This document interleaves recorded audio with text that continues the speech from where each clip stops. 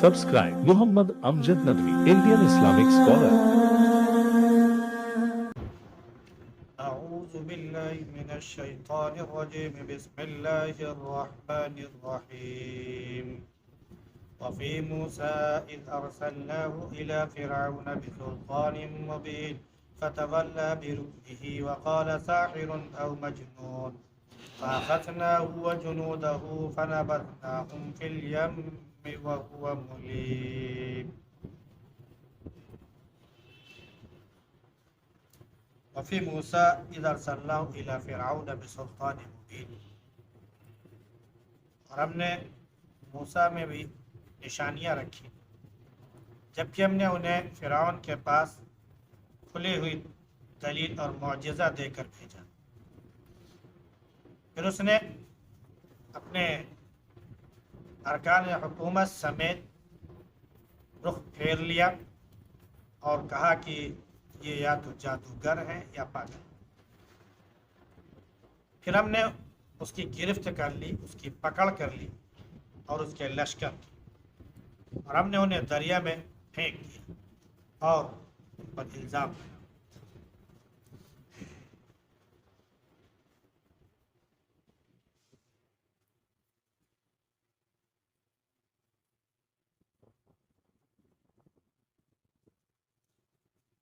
گزشتہ آیات میں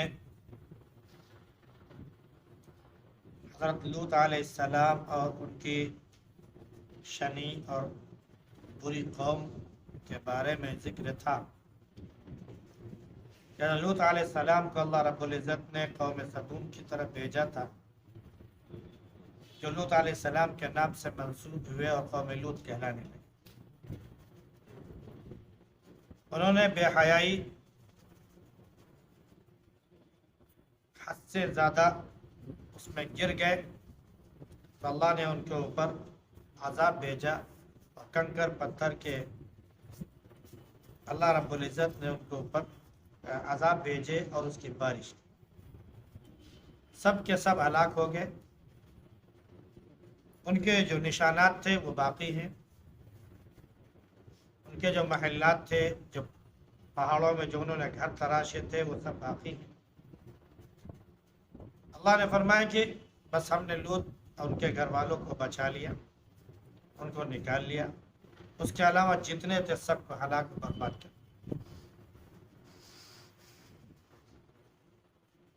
اب آگے حضرت موسیٰ علیہ السلام اور فرعون کا ذکر۔ موسیٰ علیہ السلام بنی اسرائیل سے تعلق رکھتے اور فرعون قبطی خاندان کا۔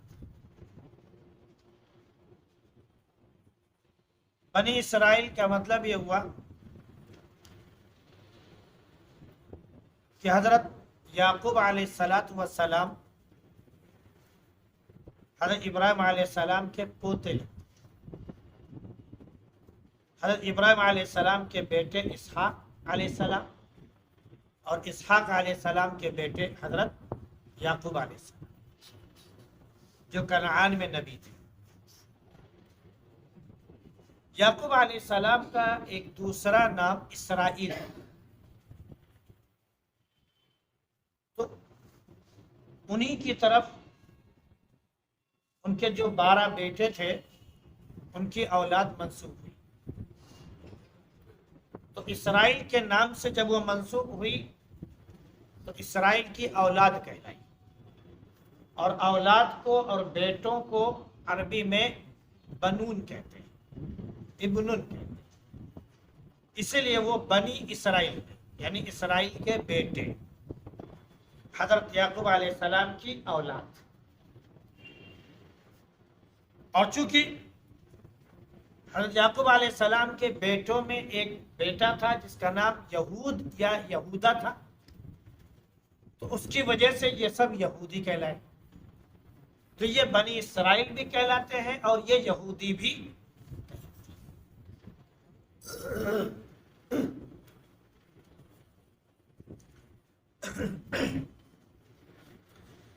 حضرت موسیٰ علیہ السلام اسی قوم بنی اسرائیل کی طرف نبی بنا کر بھیجے گئے اور انہی میں سے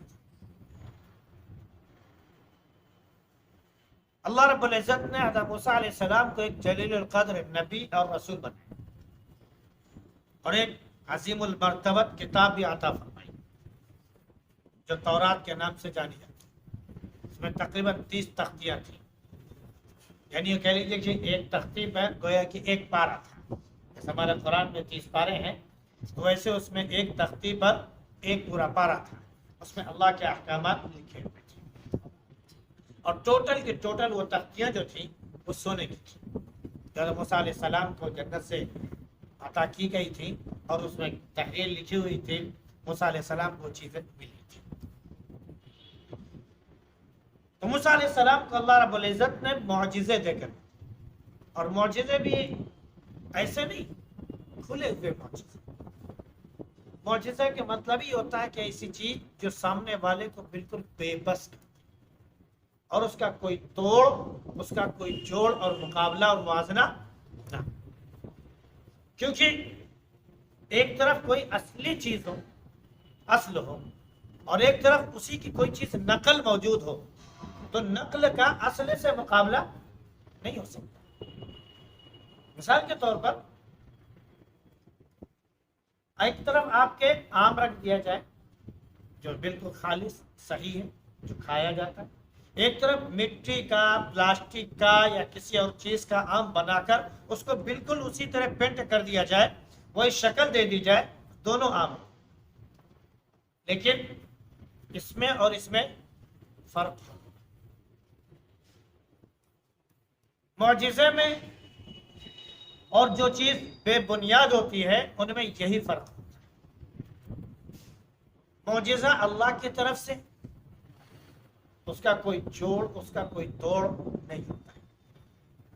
بقیہ جو دوسری چیزیں ہوتی ہیں وہ انسان خود کرتا ہے تو اس کا ہر ایک کا توڑ، ہر ایک کی کاٹ ضرور ہوتی ہے، ہر ایک کی کاٹ، ہر ایک کا توڑ ضرور موجود ہوتا ہے۔ جو دوائیں بیچنے والے ہیں آپ ان سے دیکھیے، پوچھیے کہ انہوں نے، ڈاکٹر نے ایک دوا لکھی کہ فلاں مرض کے لیے یہ دوا دی جاتی ہے، دوا ریئیکشن کر گئی، تو اب ایسا نہیں ہے کہ جب ریئیکشن کر گئی تو اب اس کی کاٹ نہیں ہے، ریئیکشن کر گئی ڈاکٹر فوراً جو ہے کاٹ کے طور پر دوسری دوا لکھے گا اور اب صحیح ہے۔ تو دنیا میں جو چیزیں موجود ہیں اس کے کاٹ موجود ہیں، لیکن اللہ کی طرف سے جو چیز ہے اس کی کاٹ موجود ہے۔ ابھی آج ایک کلپ دیکھ رہے تھے، اس میں کچھ آیات کے بارے میں کہہ رہے تھے، تو اس میں انہوں نے یہ بتایا آنکھ کے بارے میں، اس طرح کی چیزیں ہم دیکھتے رہتے ہیں، آنکھ کے بارے میں انہوں نے بتایا کہ آنکھ اللہ کی ایسی نعمت ہے جس کی وجہ سے دنیا کی ساری کائنات، ساری رونق، ساری زینت ہم دیکھتے ہیں، اور ہر چیز جو ہمارے دل و دماغ میں بیٹھتی ہے نا وہ زیادہ تر آنکھوں کی وجہ سے ہی ہوتی ہے۔ اگر اس آنکھ کی روشنی ختم ہو جائے، آنکھ کی روشنی ختم ہو جائے، میں نے کمزور نہیں کہا، کمزور ہو جائے تو ہاں لینس، گلاس یہ سب لگا کر اس کی روشنی کو باقی رکھنے کی کوشش کی جاتی ہے، لیکن اگر خدا نخواستہ آنکھ کی روشنی ختم ہو جائے تو دنیا کی کوئی طاقت نہیں جو آپ کو دوبارہ وہ آنکھ دے سکے، دنیا کی کوئی طاقت نہیں جو آپ کی آنکھ کی روشنی واپس کر سکے۔ ان کے آلات، ان کی مشینیں، ان کی ایجادات، ان کی تمام دوائیاں ساری کی ساری جو ہے وہ بیکار، کیونکہ یہ اللہ کی طرف سے، اللہ کی جو چیز ہوتی ہے نا اس کا کوئی توڑ، یہ اللہ کا معاملہ ہے۔ اور آنکھ کے بارے میں ایک بار ہم پڑھے تھے، سمجھ رہے نہیں؟ تو ایک یہ مثال میں نے دی آپ کے سامنے، اس طرح یہ ہوتا ہے، اور دنیا کی تمام چیز، موت یقینی ہے، موت آ جائے دنیا کی کوئی طاقت نہیں جو اس لاش کو، اس میت کو باقی رکھ سکے، کتنے دن رکھے اس کو محفوظ نہیں رکھ سکتے، نتیجے کے طور پر اس کو ختم کرنا ہے، کہیں نہ کہیں اس کو تحلیل کرنا ہے، اسٹارٹ کرنا ہے، کیوں؟ اگر نہیں کریں گے ہمارے گھر میں تعفن پیدا ہو جائے گا اور وغیرہ وغیرہ، ہمیں الجھن ہوگی اور اس سے کوفت ہو جائے گی، نفرت ہو جائے گی۔ تو ہر ایک اپنے اپنے لحاظ سے، کوئی جلا دیتا ہے، کسی کو ہم کو حکم دیا کہ نہیں مٹی میں لے جا کر اسے ملا دیجئے وغیرہ وغیرہ، کوئی کیا ہو رہا ہے، کوئی کیا کس سے وغیرہ وغیرہ سب کر کے ختم کر دیا۔ موت یقینی ہے، موت کا کوئی توڑ۔ اللہ نے اگر زندگی بخشی، دنیا کی کوئی طاقت نہیں ہے جو اس کو مردہ کر سکے۔ ایک بچہ پیٹ میں مر جائے، ماں کے پیٹ میں پیدا ہونے سے پہلے ہی، اب دنیا کی طاقت ایک طرف لگا دیجیے کہ اس کے اندر آپ روح پھونک دیجیے، جان ڈال دیجیے، دنیا کی ساری مشینریاں خراب۔ کیوں؟ یقینی کہ آگے اب یہ جو بعد والی چیزیں ہیں یہ کام نہیں ہے۔ ویسے ہی معجزوں کا معاملہ ہے۔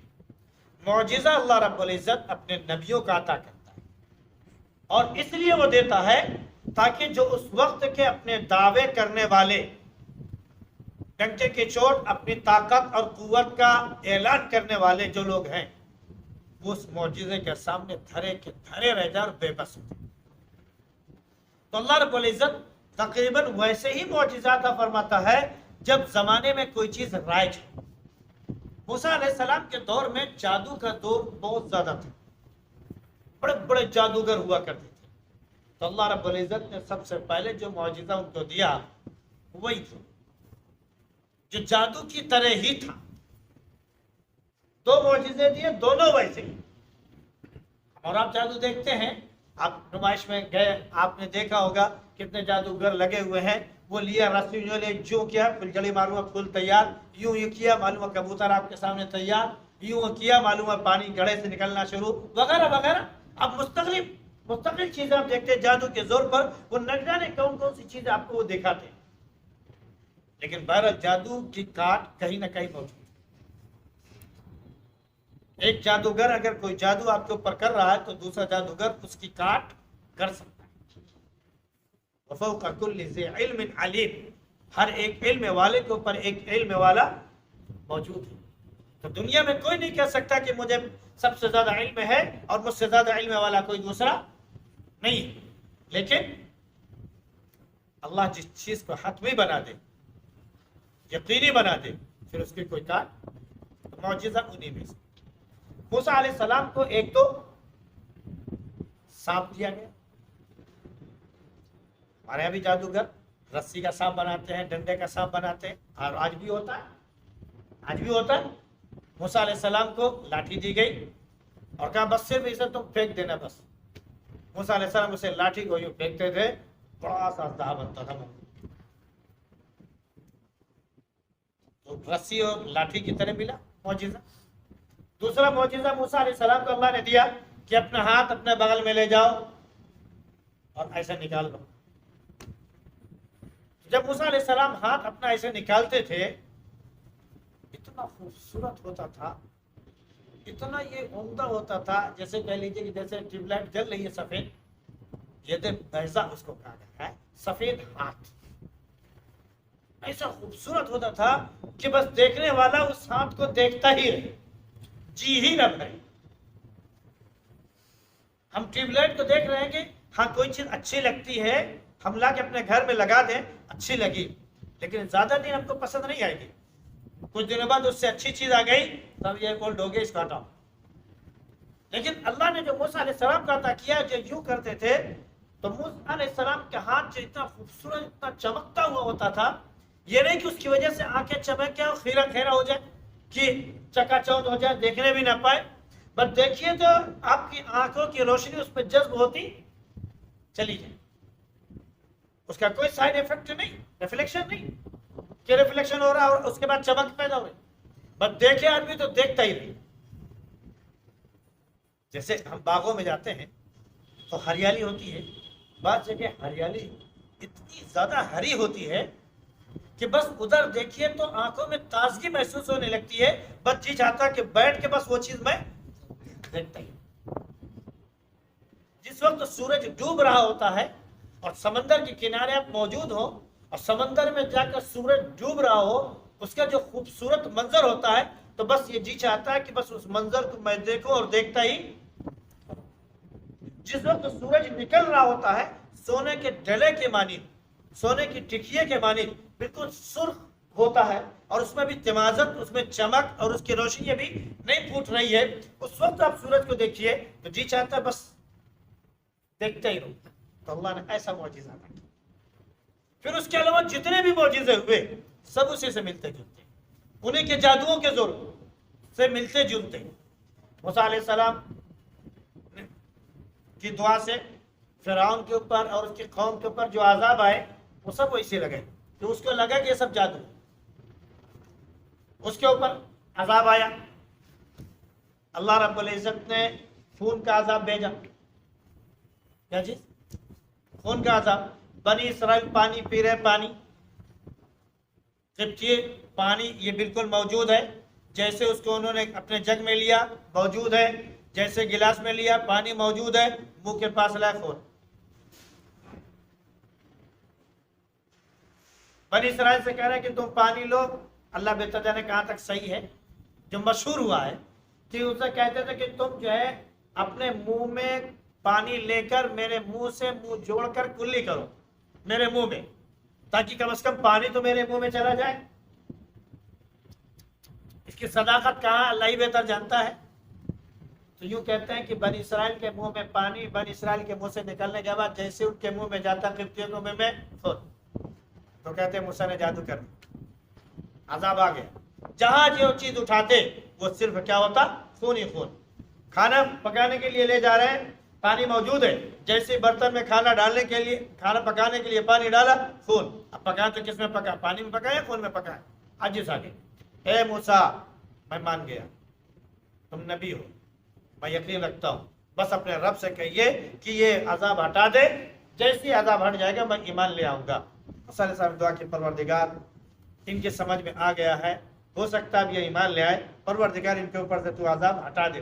اللہ نے عذاب ہٹایا، اب پتہ چلا جادو کے زور پر ہو رہا تھا۔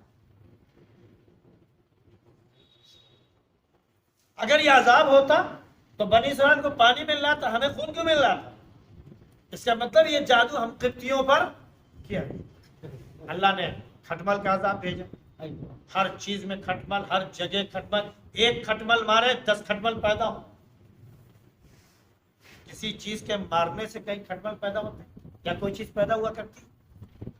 نہیں ہوتی نا بھائی۔ اگر کوئی چیز مار دو پھر اس سے کوئی چیز پیدا ہو جائے، وہ ایک کو مار رہے وہی 10 پیدا ہو گئے، 10 مارے 100 پیدا ہو گئے، 100 مارے 1000 پیدا ہو گئے، ہر ایک پیدا ہو۔ کوئی چیز بھی اٹھا لیں کھٹمل، بستر اٹھائیں کھٹمل، کھانا اٹھائیں کھٹمل، یہ اٹھائیں کھٹمل۔ جو کا عذاب آیا ان کے اوپر، میڈک کا عذاب آیا، جو چیز چھو لے میڈک، ہر جگہ میڈک، بستر میں میڈک، پانی میں میڈک، برتن میں میڈک، جہاں اٹھائیں وہاں میڈک، جس جگہ جا رہے ہیں وہاں میڈک، ان کے سامانوں میں میڈک، ہر جگہ میڈک ہی میڈک، عذاب ہی عذاب۔ اور ہر عذاب کو موسیٰ علیہ السلام نے جیسی دعا کی اللہ نے ہٹا دیا، تو فوراً کہا او جادو۔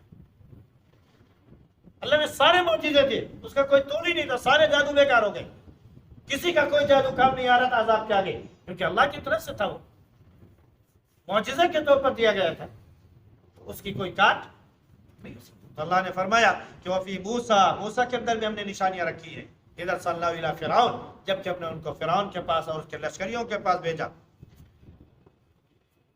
اور یہ کھلی ہوئی دلیل کے ساتھ، کھلی ہوئی نشانیوں کے ساتھ اور معجزے کے ساتھ ہے، لیکن اس نے اپنے ارباب حکومت، ارکان سلطنت، تمام لوگوں کے ساتھ مل کر موسیٰ علیہ السلام کو جادوگر اور پاگل۔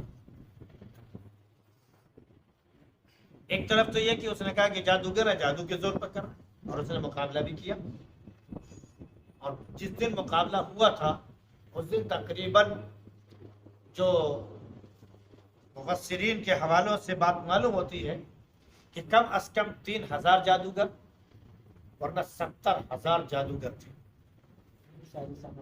موسیٰ علیہ السلام اکیلے تھے، 70,000 جادوگر تھے۔ تماشائی کتنے رہے ہوں گے؟ لاکھوں، نہ جانے 10-20 لاکھ تو صرف اس کی فوج چلا کرتی تھی، تب تماشائی کتنے رہے ہوں گے آپ اندازہ کر سکتے؟ اگر 70,000 جادوگر، ایک لٹھ، ایک رسی اور ایک ڈنڈا پھینک کر اس کو سانپ بنائے تو 70 دونا 140، 1,40,000 سانپ میدان میں دوڑ رہے ہیں۔ جس میدان میں تقریباً 1.5 لاکھ سانپ دوڑ رہے ہوں، کسی کے مجال ہے کہ اس میدان میں رک جائے؟ یہاں تک کہ موسیٰ علیہ السلام کے دل میں بھی تھوڑا سا خدشہ محسوس ہوا، کہیں ایسا نہ ہو کہ رسوائی ہو جائے۔ اللہ نے کہا لا تخف، ڈرنا نہیں، انک انت الاعلی، تم کامیاب ہو کر رہو گے۔ والق ما فی یمینک، جو تمہارے ہاتھ میں پھینک دو۔ میرا نہیں، جیسے موسیٰ علیہ السلام نے اسے پھینکا فوراً وہ اتنا بڑا سا بنا کہ جتنے ان کے رسیوں اور ڈنڈوں کے سانپ تھے 1,40,000 کم از کم، سب کو ایک ایک کر کے وہ نوالا بنا کے کھا گئے، سب کو کھا گیا۔ جی اگر بالفرض ایک اجگر سانپ بھی ہوتا تو 1,40,000 سانپ وہ نہیں کھا سکتا، اناکونڈا بھی نہیں کھا سکتا تھا، لیکن وہ معجزہ تھا۔ وہ 1,40,000 نہیں، وہ 1 کروڑ میں لے کے آتے تو موسیٰ علیہ السلام کی جو لاٹھی تھی معجزے کے طور پر سارے کے سارے سانپوں کو ہضم کر دیتی، اور اس کے بعد وہی لاٹھی کی لاٹھی تھی۔ جیسے ان کے سانپ ختم ہو گئے، موسیٰ علیہ السلام نے اسے پکڑا تو جتنی موٹی لاٹھی تھی، جتنی بڑی لاٹھی تھی، جتنی لمبی لاٹھی تھی، بس وہی موٹائی، وہی لمبائی، وہی سب کچھ۔ کہاں گئی ان کی رسیاں، کہاں گئے ان کے ڈنڈے؟ معجزے نے سب ختم کر دیا، ختم۔ اللہ نے فرمایا کہ بسلطان مبین، پھر موسیٰ کو ہم نے فرعون کے پاس بھیجا تو کھلے ہوئے معجزے دے کر بھیجے۔ یہ معجزہ تھا، اس نے انکار کیا تو آخر میں اللہ رب العزت نے کہا فَأَخَذْنَاهُ وَجُنُودَهُ، جب حد سے آگے بڑھ گیا، اس کا ظلم آگے بڑھ گیا اور وہ بالکل تعدی اور تعلی پر آ گیا تو اللہ نے کہا ہم نے اس کی گرفت کر، اور یہ آخری وقت تھا۔ اور اس وقت تھا جبکہ فرعون بنی اسرائیل جو ہے فرعون سے پناہ مانگنے لگے، کیونکہ اللہ رب العزت نے حکم دیا کہ موسیٰ میرے حکم سے بنی اسرائیل کو لو اور راتوں رات نکل جاؤ جدھر میں نے حکم دیا ہے۔ موسیٰ علیہ السلام کو جدھر حکم دیا گیا وہ نکل گئے۔ بنی اسرائیل نے کہا چلو آج چھٹی مل گئی۔ جب بالکل صبح کا وقت ہوا، وہ سمندر کے کنارے، بحر قلزم کے کنارے موجود تھے۔ ادھر فرعون کو معلوم ہوا، انہوں نے اپنے لشکریوں کو کہا کہ چلو لشکر لے کر۔ آپ یہ سمجھ لیجئے کہ نہ جانے کتنی بڑی اس کی تعداد لشکر کی تھی۔ جب وہ لے کر آئے اور بنی اسرائیلیوں نے دیکھا کہ فرعون اپنے لشکر، اپنے سمندری لشکر کے ساتھ آ رہا ہے، یعنی صرف کھوپڑیاں ہی کھوپڑیاں نظر آئے، کھوپڑیوں کا سمندر دکھائی پڑ رہا تھا، انسانوں کا سمندر دکھائی پڑ رہا تھا، اتنی بڑی تعداد تھی۔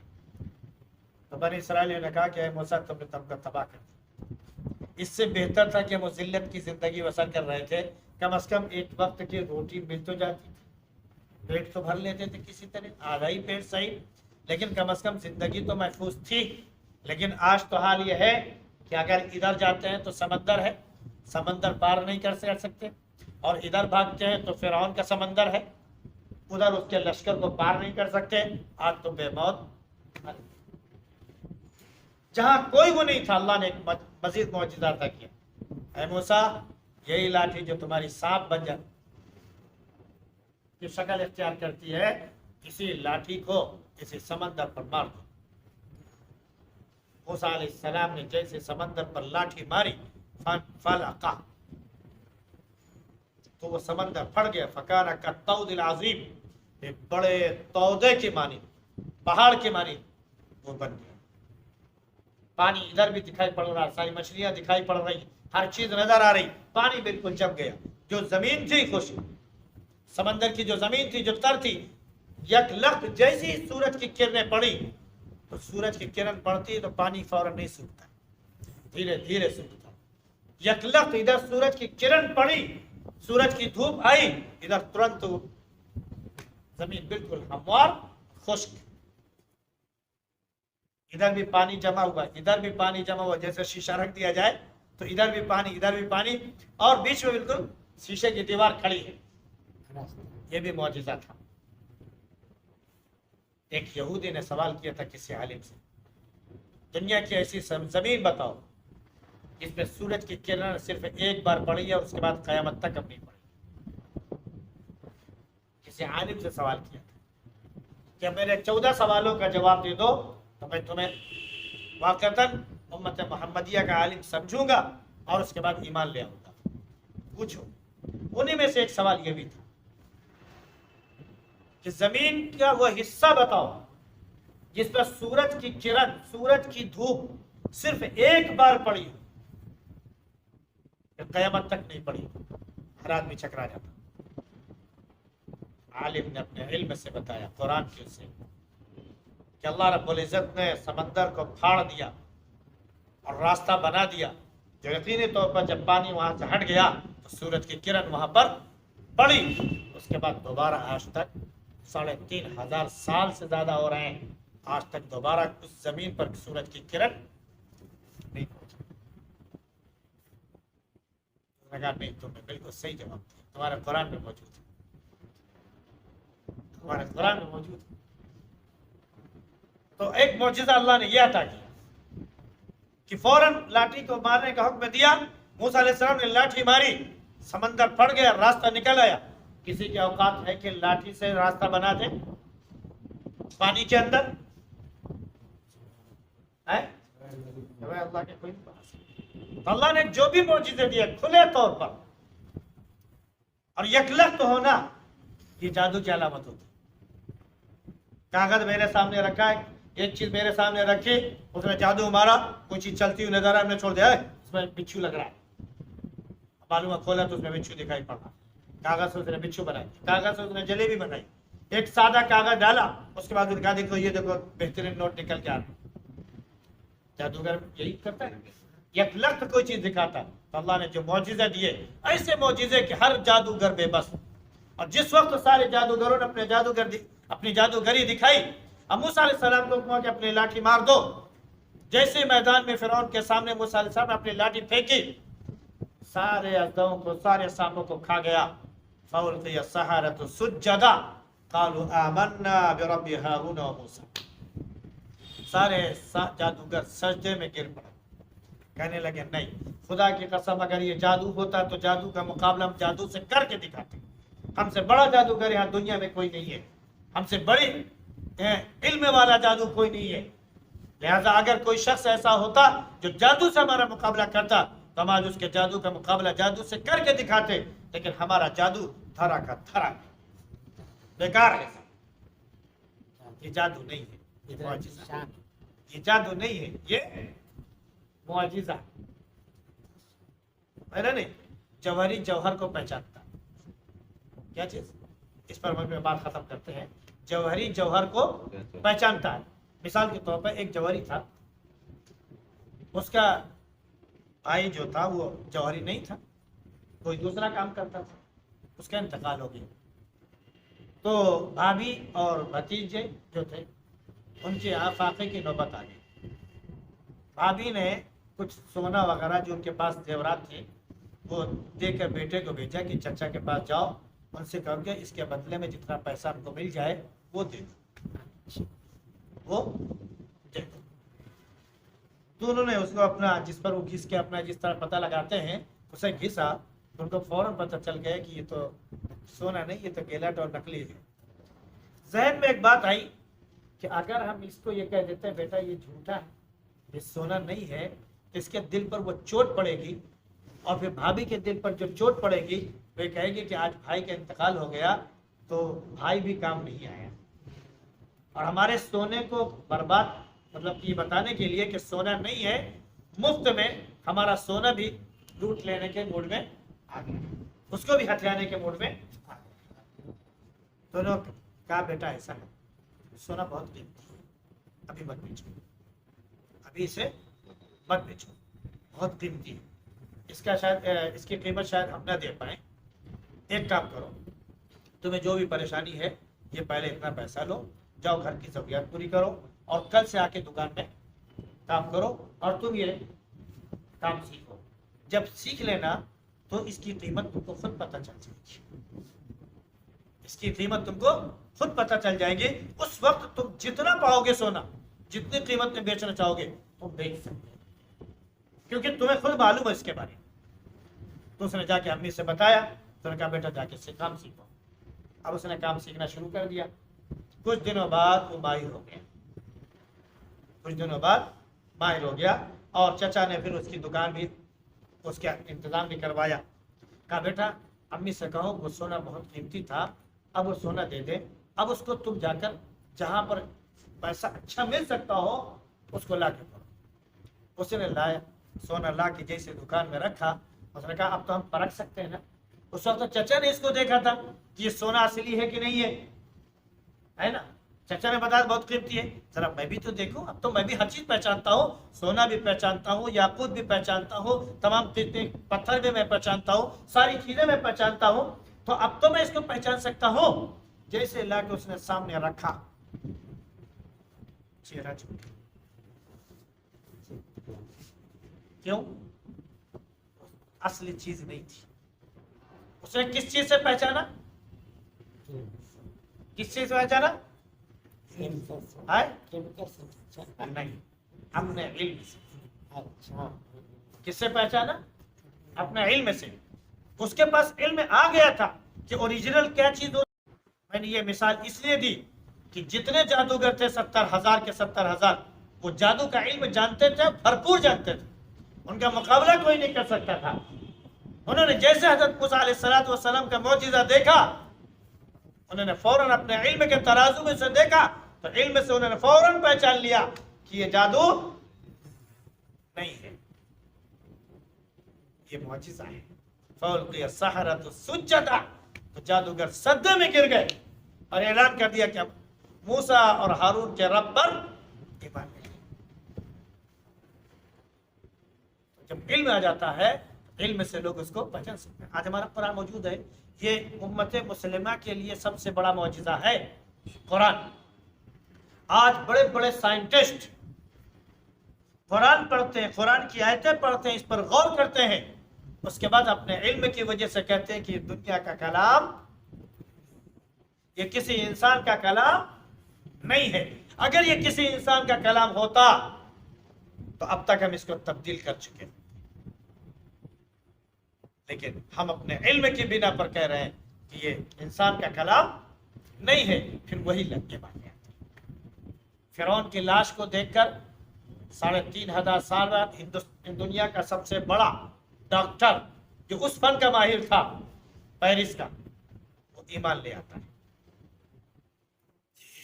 قرآن کی آیت یخرج منہما اللؤلؤ والمرجان پڑھ کر کہ ان دونوں سمندر جو اللہ رب العزت نے ایک ساتھ ملائے ہیں، ایک کا پانی میٹھا، ایک کا پانی کھارا، ایک کا پانی کا کلر الگ، ایک کا پانی کا کلر الگ.